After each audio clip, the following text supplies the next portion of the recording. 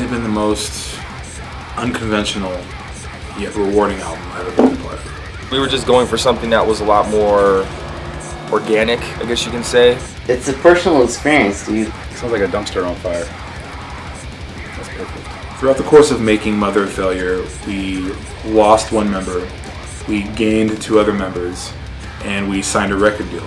So there was a lot of transitions taking place throughout this whole process. We started writing material that we thought was going to be a little bit more unique to our playing style, more kind of wide spectrum of emotion, so that way that would carry through in our music. The biggest difference for me, at least in terms of songwriting, was the absence of guitar riffs. Virtually every song I've ever written has been very reliant on guitar riffs, things like string skipping, and this material doesn't really have any of that. Definitely less technical. Yeah. Barely have any riffs in this shit. Dissonance played a pretty big role on this album in terms of just the chords.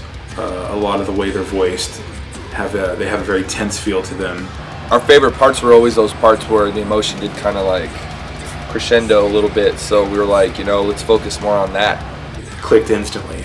It was like something that we all knew we needed, but we didn't really know how to kind of verbalize it. We tried to capture that emotional, thought-provoking performance on record, and that was some of the hardest part about changing our style from something we were so comfortable with to something that was just so new.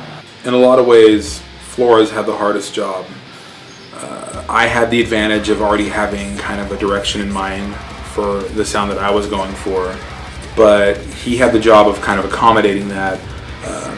It's not to say that it was a huge departure from what we did before, but it was definitely different and definitely required a different skill set. Vocally, I had to stretch a lot more and kind of let my natural voice cut through some of the distorted vocals that are there, and when you do that, it's very vulnerable. The spectrum of like good to bad vocalists is so fucked that any guy that can kind of gurgle out a vocal at a low tone is considered good now, and if you cup your mic when you're recording, you sound like a ballsier vocalist, but live it doesn't sound good.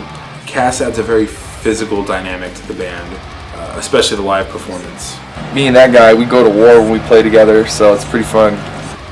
He's abrasive at times, and at other times he's more kicked back and reserved, which I feel is exactly what this music needs. I play an American-made PV Fury, hot tone, roto vibe, more skyverb, of course my hopper to run both simultaneously, my custom shop submachine, and this really terrible analog delay from Donner called Yellowfall that's only works because it was thrown on a sidewalk.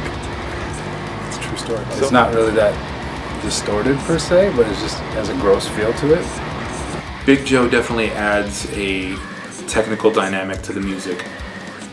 If you strip away the drums, there's really not a whole lot going on, technically speaking. It's very melodic, very chordal, nothing too crazy or choppy, but he has this polyrhythmic approach that kind of really takes the songs and just opens them up. And in a lot of ways, I feel like it's what some of the songs were missing. He's not really a metal drummer, and he brings like this nice little spice to the material that we didn't really have before, or maybe we didn't plan for. I mean, I'm a big Tool fan, so Danny Carey. I love Gospel Chops, so Thomas Pridgen, Tony Royce Jr. Brandon showed me like the basics of the songs, and I kind of learned them just from the pre-production bullshit. I just fucking smoke weed and just fucking get down. We worked with Josh Williams in the past a couple of different times when me and Brandon were playing in a band called Allegheny. No, he's pretty legit. We had a meeting with Josh prior to recording the album, kind of just touching base and going over some of our ideas and what we were aiming to accomplish with this record. And as we were going over some of these ideas, I could just see his face light up with excitement. So we knew he was the right guy for the job. We like the sound, we like the environment. Probably most importantly, he makes us feel comfortable. He's such an ambitious engineer. He's not afraid to try anything. we went through every guitar, every amp cab combination that we had at our disposal to get the tones that we wanted. I had a, what was it? It was like a 14 by 7.5 snare, maple, pearl snare. Dude, the bottom of the head just fucking just blew up on me, dude. Josh, yeah, thankfully he had that Vinnie Paul snare, dude. It was a pearl Vinnie Paul, signature snakeskin snare. Dude, that shit, we fucking recorded the whole album on that, man. It was fucking legendary. He knows how to push us just right. I think, like, on my end, I'll say it definitely helped me do what I needed to do to get the best out of my performance. Having Josh there definitely allowed FLORES to kind of open up and experiment to the point where he was satisfied.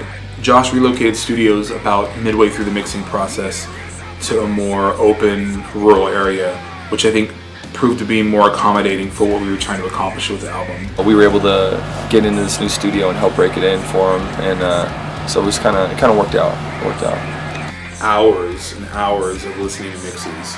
We would go from the studio to the car to our homes, to our own listening devices. We have all these new textures that we didn't have before. We have new tones that we never played with. Our art is something that we're not willing to compromise with, and some people are intimidated by that. I mean, it's understandable, but ultimately this is what we needed to do. Mother Failure is special to me for a number of reasons. It showcases the working relationship I've had with Joseph FLORES for over 10 years. It introduces the two other members and their artistic contributions to our overall sound as a band. We're just excited to see it go somewhere,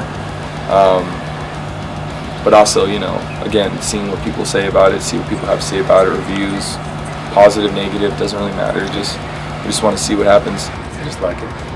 So, what's interesting about the music on our fucking album is that all of us have been through some really fucking deep shit. Like, definitely emotionally, physically. It's been a long journey for all of us. You could definitely hear it, in our music, and I'm really proud of that. And I hope you guys enjoy that.